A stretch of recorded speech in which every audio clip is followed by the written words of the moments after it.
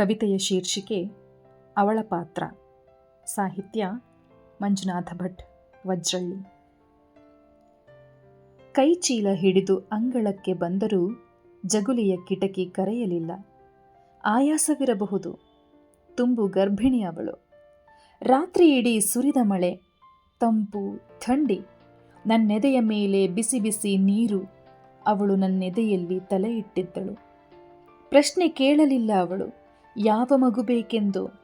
ಸುಮ್ಮನೆ ಮಲಗಿದ್ದಳು ತಾನೇ ಮಗುವಾಗಿ. ತುಂಬು ಗರ್ಭಿಣಿ ಅವಳು, ಆದರೂ ಬಿಟ್ಟು ಹೋಗಲೇಬೇಕೆಂದು. ಕಾರ್ಯಭಾರ, ಮನಸ್ಸು ಮತ್ತಷ್ಟು ಭಾರ.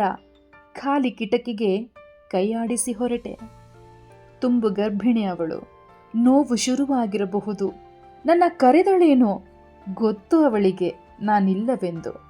ದೇವರ ಕರೆದಳೇನೋ ಗೊತ್ತು ಅವಳಿಗೆ ಅವನು ಬರುವುದಿಲ್ಲವೆಂದು. ನನ್ನದ್ದು ದೇವರದ್ದು ನಂಬಿಸುವ ಪಾತ್ರ. ತುಂಬು ಗರ್ಭಿಣಿ ಅವಳು. ಕೆಳಹೊಟ್ಟೆಯನ್ನ ಅತ್ತೆ ಸವರುತ್ತಿರಬಹುದು. ಮಾವ ಅತ್ತೆಂದಿದ್ದ ತಿರುಗುತ್ತಿರಬೇಕು.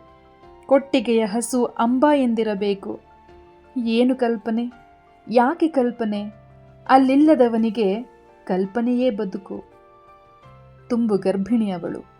ಯಾರಿದ್ದರೇನು, ಇಲ್ಲದಿದ್ದರೇನು, ಅವಡುಗಚ್ಚಿ ನೋವನುಂಗಿ ಹೊಸತನ್ನ ಸೃಜಿಸುವುದೇ ವಾಸ್ತವದಲ್ಲಿ ಅವಳ ಪಾತ್ರ. ಹೊಸತನ್ನ ಸೃಜಿಸುವುದೇ ವಾಸ್ತವದಲ್ಲಿ ಅವಳ ಪಾತ್ರ.